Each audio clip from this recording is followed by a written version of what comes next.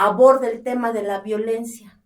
¿Por qué? Porque nos damos cuenta que la violencia contra las mujeres es un fenómeno que hiere, que lacera, no solo al tejido social, sino al tejido familiar. Entonces, este tema se vuelve el tema desde hace algunos años. La violencia, este fenómeno que lastima a las personas y esencialmente a las mujeres y a las niñas. Solamente requerimos de voluntad, de apertura, de accesibilidad, pero sobre todo, Alejandro, de sensibilidad. Nosotros, magistrados, magistradas, jueces, juezas, debemos de ser sensibles a lo que la ciudadanía, los pueblos originarios, niños, niñas y adolescentes, grupos vulnerables requieren, que no es otra cosa que la protección reforzada a la que tienen derecho. Debemos de realizar un ejercicio autocrítico de nuestra propia función para poder encontrar cuáles son nuestras áreas de oportunidad y trabajarlas. ¿Se puede? Sí se puede, y en el Poder Judicial del Estado de México lo estamos haciendo. Completamente en vivo desde el núcleo central de la noticia, hoy como todos los días con invitados especiales, oiga, para que usted esté debidamente informado. Ya lo habíamos comentado, ya lo habíamos anunciado el día de hoy. Erika Isela Castillo Vega, magistrada, doctora en Derecho, magistrada presidenta de la Primera Sala Familiar de Toluca, y evidentemente también usted tiene referencia de ella como magistrada integrante de la Sala de Asuntos Indígenas. Es nuestra invitada del día de hoy. Bienvenida.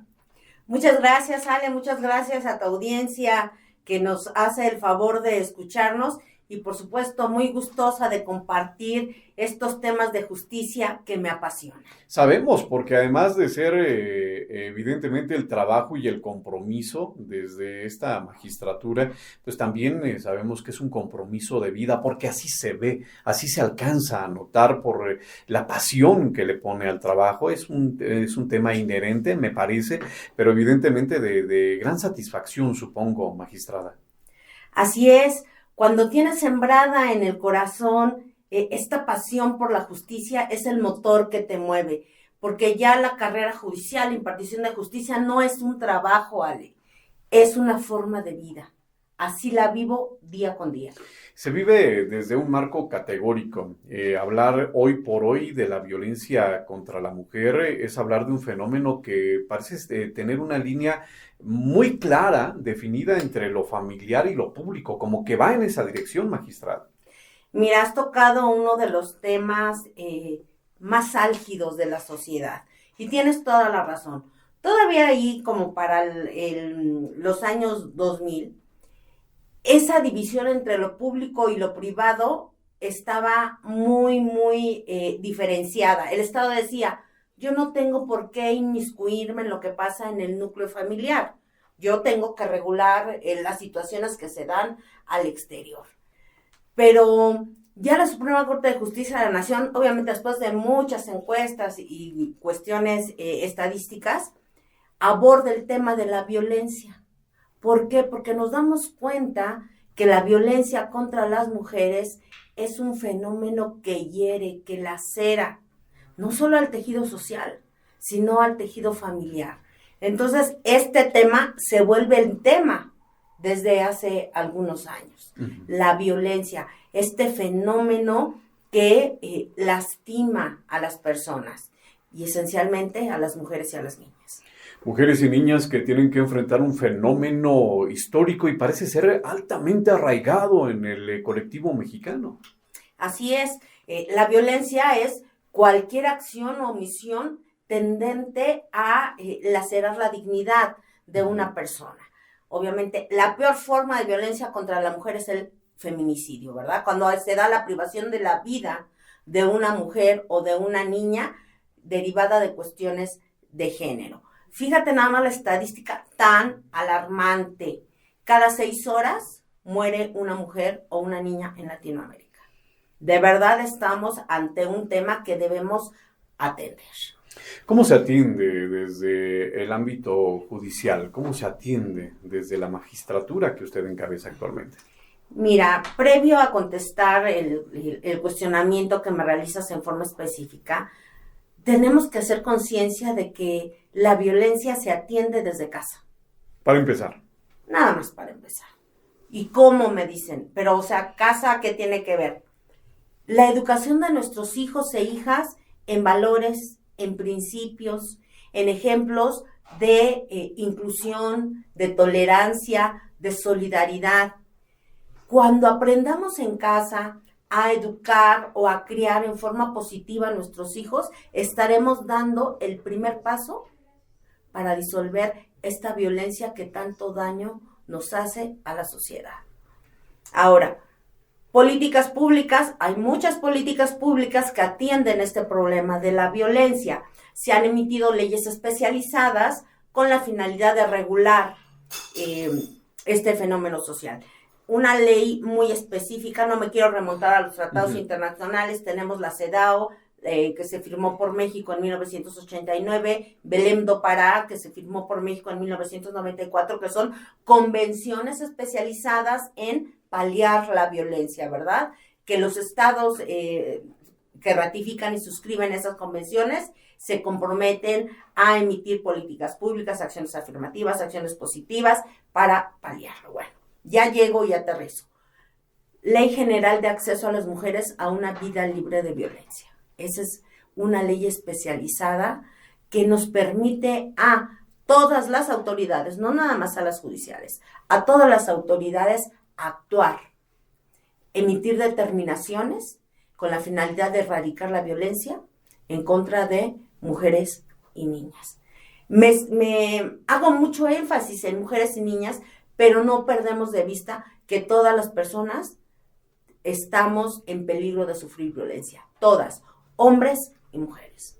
Un tema de fenómeno nacional, lo hemos mencionado ya, y esto tiene que ser atendido con toda seriedad, porque los números así lo exigen, y exigen cada vez más de las autoridades competentes. Así es. Y ahora, contestando la pregunta que da inicio a este argumento, ¿qué hace el Poder Judicial? ¿Cómo se aborda el fenómeno de la violencia desde el Poder Judicial? Voy a remontarme un poquito a la pandemia de COVID. La pandemia fue un punto de quiebre o un punto álgido en cuestión de violencia. Y es muy sencillo de visibilizar, no hay que ser genios. El generador de violencia y los receptores de violencia compelidos a guardar ese distanciamiento social y a estar en una misma ubicación geográfica. ¿Por cuántos meses estuvimos así? Muchísimos meses. Eso hace que la violencia familiar repunte en todo el país, Pero voy a hablar del Estado de México. El doctor Ricardo Alfredo Sodi Cuéllar, siempre muy visionario, advierte esta cuestión estadística, números, dices tú. Y entonces se crea un juzgado especializado en materia de violencia. Pero pues como no podíamos salir, este juzgado se crea en línea. ¿Esto qué quiere decir? La justicia digital ya empieza a tener visos en el Estado de México. Y este juzgado en línea admite las denuncias de violencia familiar a través de medios electrónicos y la persona que hace la denuncia, si es procedente, por supuesto, en 4 horas, Alejandro, en 4 horas tiene las medidas u órdenes de protección necesarias para paliar y erradicar la violencia en ese mismo momento. Obviamente se tiene que seguir el proceso con la finalidad de determinar la magnitud, la existencia, el tipo de violencia que se realiza y poder o ratificar estas medidas que se dictaron en esas 4 horas o poder emitir medidas nuevas. Esa es una política pública que fue muy efectiva y que continúa siendo, porque ese juzgado en línea es uno de los más visibles en el Poder Judicial del Estado de México porque es muy eficaz y es rápido. Se encontraron las autoridades con un fenómeno al que ya se habían acercado previamente en números, es decir, encontraron lo que pensaban que se encontrarían en el marco estatal. Sí, efectivamente. Esta fue una respuesta directa a una necesidad social que era palpable en ese momento. Y las estadísticas muestran que fue una decisión muy acertada de nuestro presidente. A la fecha, inclusive, las órdenes de protección, te comento que son determinaciones que emiten el juez o la jueza con la finalidad de que la violencia desaparezca de manera inmediata. Un ejemplo material. Existe violencia física indiciariamente, al menos visible, en las constancias que tiene el juez, y entonces puede ordenar la exclusión del presunto generador de violencia de este domicilio familiar. Esa es una orden de protección. Puede ordenarle que no se acerque a determinados metros del lugar en donde vive la víctima, en donde trabaja o tiene centro escolar. Otra medida de protección que es muy ilustrativa. Cuando el presunto generador de violencia es parte integrante de cuerpos policíacos, se ordena, se informa a su superior jerárquico para que en caso de que porte arma, le sea retirada. O sea, imagínate todas las desgracias que hemos evitado desde el Poder Judicial en ese sentido. Entonces sí, fue una respuesta muy acertada a un fenómeno social ante el cual no podemos cerrar los ojos. Esto pone al Estado de México delante de otros estados a nivel nacional. Sí, así es. Hay algunos estados también que lo tienen implementado, pero tú sabes que en materia de justicia, el Estado de México, el Poder Judicial del Estado de México, siempre estamos a la vanguardia. Platicamos con la magistrada, doctora en Derecho, Erika Isela Castillo Vega. Ella es magistrada, presidenta de la primera sala familiar en Toluca, pero también integrante de la sala de asuntos indígenas. Una de los magistradas, uno de los perfiles que más ha trabajado por pues implementar estas políticas públicas que aporten en beneficio de las mujeres, de las niñas que son violentadas y que hoy tienen mecanismos de protección a su alcance. Estas medidas que les permiten mejorar su calidad de vida o mejor aún, encontrar un futuro mejor, cuando antes no existían estas medidas. Dentro de esta justicia, pues se tiene que hablar del rango inclusivo, ¿no? Y también claro, del pluralismo jurídico. ¿Qué significa esto, magistrada? Muy bien. Aquí va otra innovación y debemos de sentirnos muy orgullosos de ser mexiquenses. Te voy a platicar que en octubre del año 2022 se reformó la Ley Orgánica del Poder Judicial. Se creó toda una nueva ley para estructurar el Poder Judicial desde el interior. Nuestro presidente, el doctor Sodi, visibiliza la necesidad de crear un órgano de justicia especializado en justicia indígena. Y lo pone ahí en la ley orgánica. Todos muy contentos, dijimos, sí, pues sí es necesario, claro que sí. Se va la ley orgánica a la legislatura. Analizan los legisladores la ley orgánica y dicen, sí, en lo general se aprueba, pero ¿qué creen? Le preguntaron a los grupos originarios si ellos querían un órgano de justicia especializado y el Poder Judicial, no, pero lo hacemos de inmediato. Y entonces se instrumenta una consulta informada, previa y libre con personas que integran pueblos originarios en el Estado de México. Y ellos dicen, por supuesto que queremos, claro que sí queremos. Y el 28 de febrero del año pasado se instala o se autoriza la instalación de la Sala de Asuntos Indígenas. Esta instalación se realiza en el mes de marzo de 2023. Acabamos recién de cumplir un año de funciones. Este órgano de justicia es un órgano altamente especializado y noble, muy noble, Alejandro, por lo siguiente. Pues tú sabes que hay diversas materias en justicia cotidiana, la civil, la familiar, la laboral, la penal. Bueno, pues esta Sala de Asuntos Indígenas está integrado por especialistas en todas las materias. Es decir, tu servidora soy integrante de la Sala de Asuntos Indígenas, como has referido, y mi especialidad es la materia familiar. Y mis otros 4 compañeros también son especialistas en materia penal, en materia civil, y tenemos una visión conjunta respecto de los asuntos que resolvemos. ¿Esto qué quiere decir? no se resuelve con la misma perspectiva un asunto penal que un asunto civil. Pues los asuntos o las apelaciones o los recursos que llegan a la sala de asuntos indígenas se resuelven desde todas las perspectivas. Pero eso no es todo, hay más. Nos hemos ocupado de nosotros 5, con nuestro presidente, el doctor Ricardo Alfredo Sodi Cuellar, de salir a comunidades en sesiones itinerantes.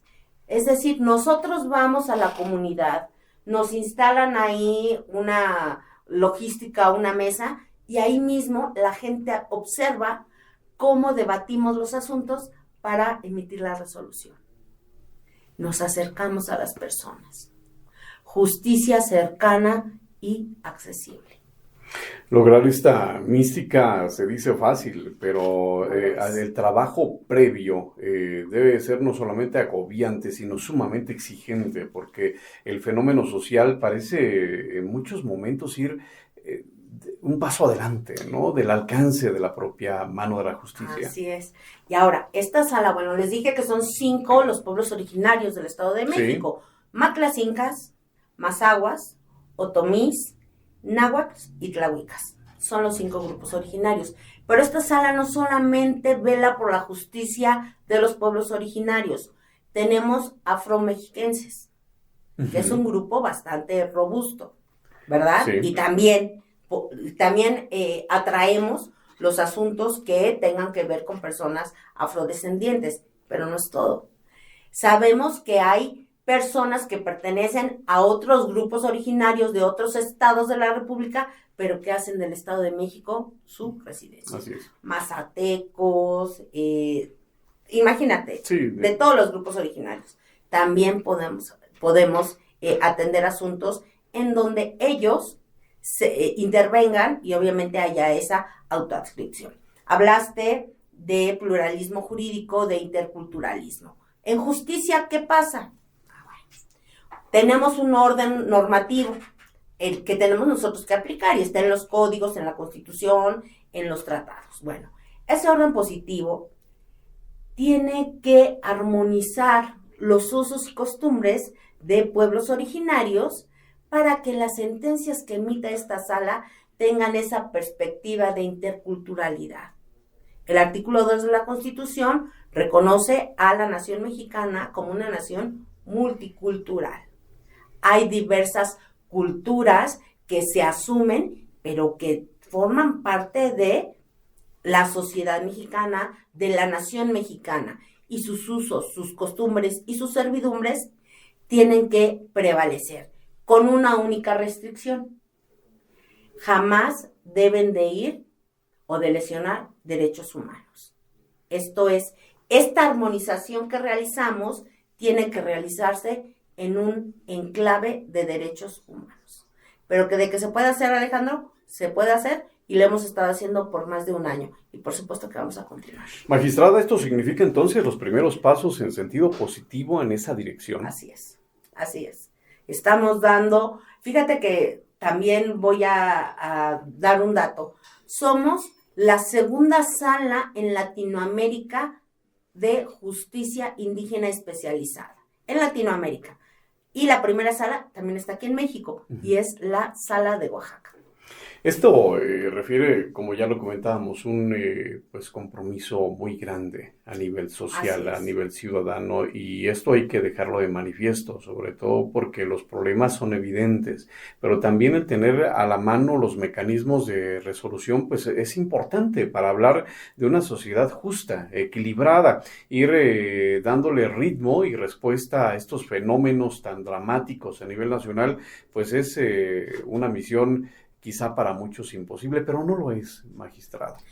No lo es, solamente requerimos de voluntad, de apertura, de accesibilidad, pero sobre todo, Alejandro, de sensibilidad. Nosotros, magistrados, magistradas, jueces, juezas, debemos de ser sensibles a lo que la ciudadanía, los pueblos originarios, niños, niñas y adolescentes, grupos vulnerables requieren. que no es otra cosa que la protección reforzada a la que tienen derecho. Debemos de realizar un ejercicio autocrítico de nuestra propia función para poder encontrar cuáles son nuestras áreas de oportunidad y trabajarlas. ¿Se puede?